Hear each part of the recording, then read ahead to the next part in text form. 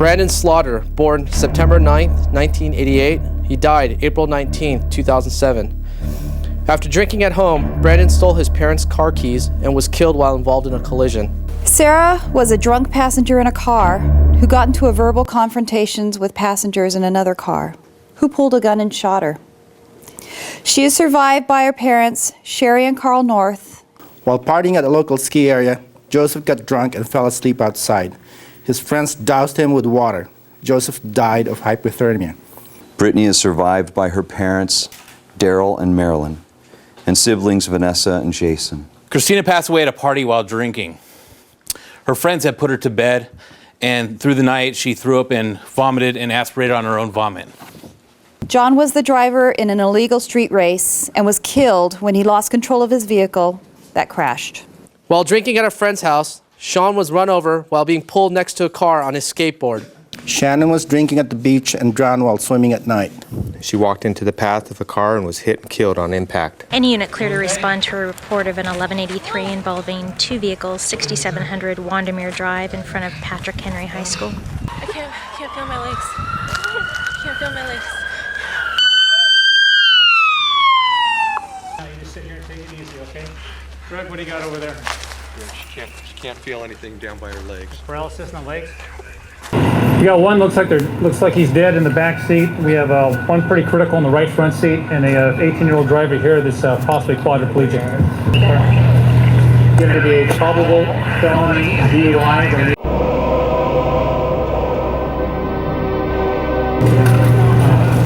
About how much you had to drink and drive? We'll give you an evaluation. Two, and one critical at this time. You have your driver's license? Sure. Are you insured? You stay with her? There. The girl in the car with you, is this your girlfriend or just your wife? I want to make sure you're okay to drive, all right?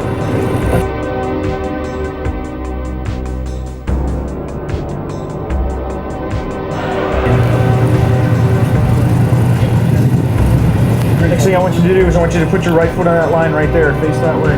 4, 5. Good. First thing I want you to do when I say go is I want you to tilt your head back, look up to the sky, and close your eyes. Once you close your eyes, you're going to begin estimating in your head 30 seconds. What I want you to do when I tell you to, the next test, is when I tell you to, you're going to pick a leg, either leg, it doesn't make a difference to me.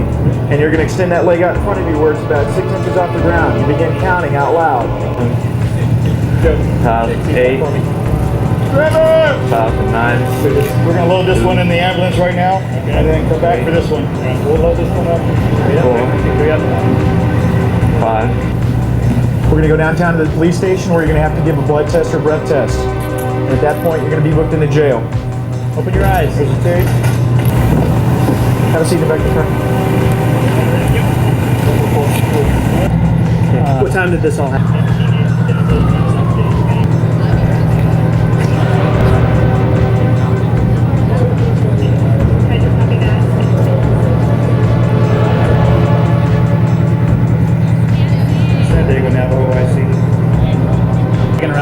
We do. I'm going to get my transport around here. All right.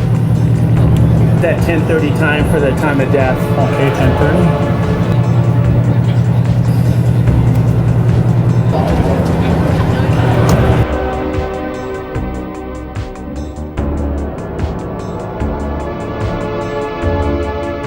The way out.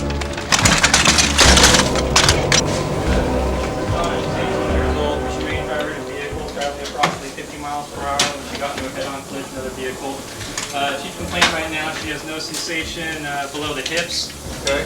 And no history, meds, or allergies. She's alert and oriented with the net recall. Donna, Dr. Cole, you taking care of you today. Know where you are right now, Darrell? O2's off. Ready? Okay. What happened to you? 1, 2, 3, go. Double hook crash. Yeah, I got it. Remember anything about the crash? No. Hopefully you won't be paralyzed from this, but we'll have to wait and see. Okay? All right.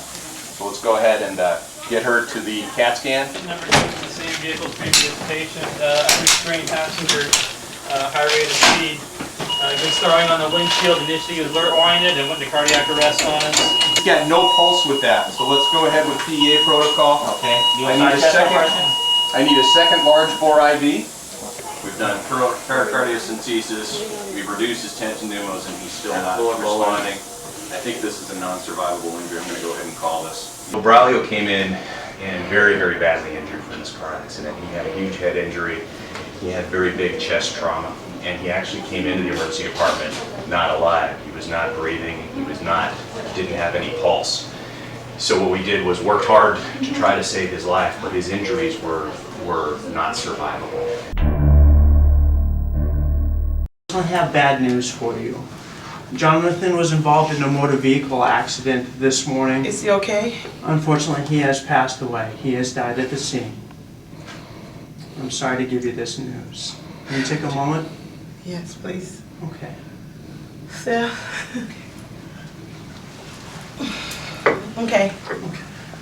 I'm really sorry to tell you this, but your daughter was involved in an accident this morning. Your daughter was shot and killed.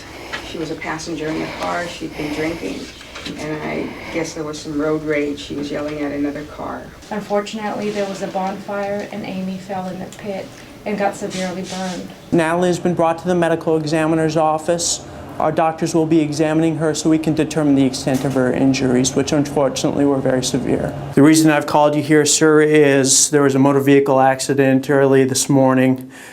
An individual who died in the motor vehicle accident is believed to be your brother.